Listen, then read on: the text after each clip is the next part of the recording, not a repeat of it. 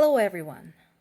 As I mentioned many times before, the war in Ukraine is a global event with global impact. And the pieces from various events around the world do fit into that particular picture. Two things I'm referring to when it comes to the international arena. One is the G20 summit that had just ended, and another one is President Biden's visit to Vietnam as part of his effort to unify Asia and strengthen U.S.-Asian relationships and curb Chinese expansion to some extent. Why is that important?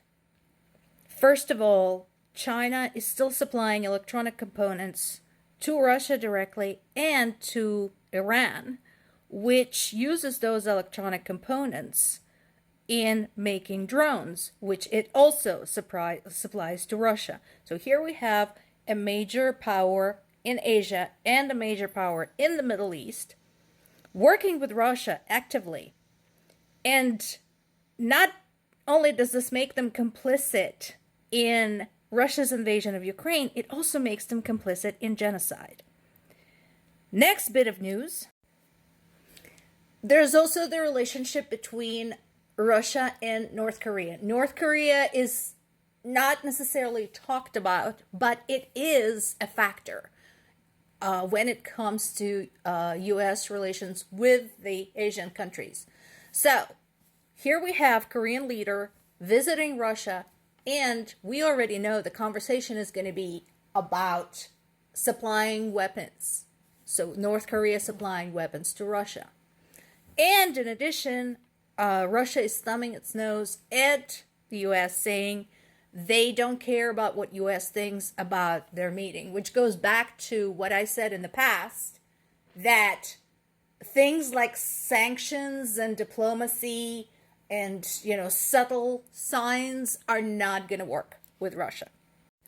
Add to this the continuing stream of lies coming out of Russian media and from Russian government, specifically from Putin himself, who said Ukraine's counteroffensive doesn't work.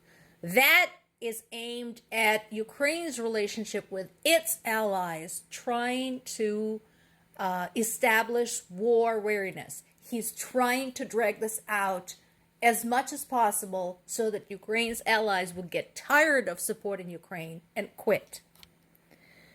Not working so hot so far.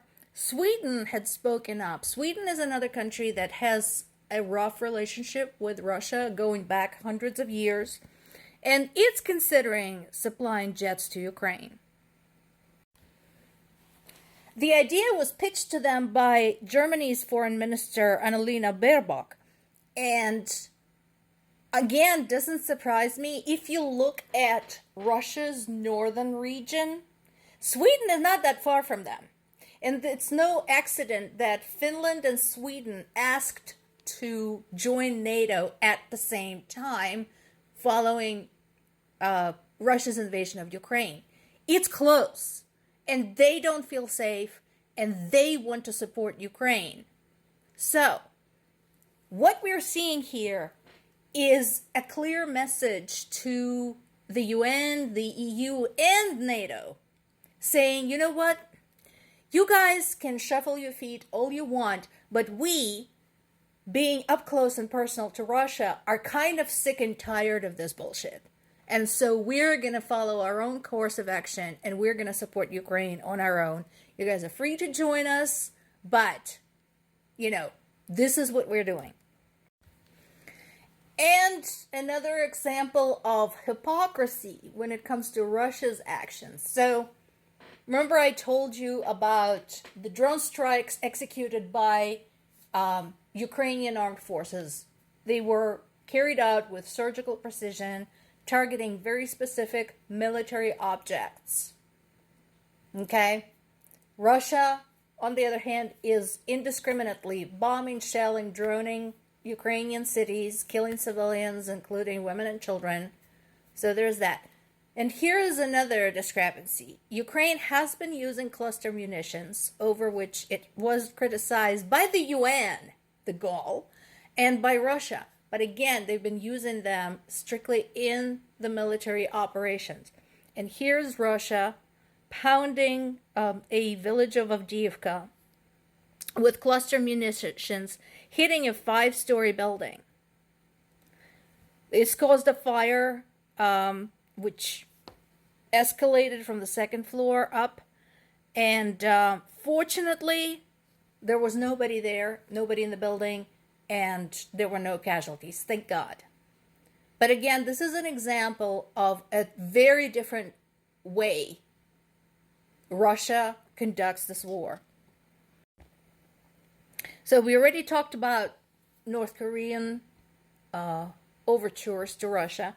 The second piece is important. President Biden said that he is close to a decision as to whether or not supply long-range missiles to Ukraine. And in the immortal words of the entire cast of Monty Python and the Holy Grail, I want to say, get on with it.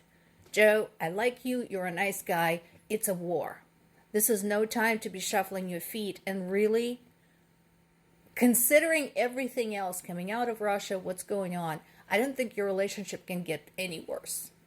I think all of the civilized world needs to cease their diplomatic relations with Russia, get all of their citizens out of there, shut down all of the embassies, and basically treat Russia like the biggest leper colony in the world and act accordingly.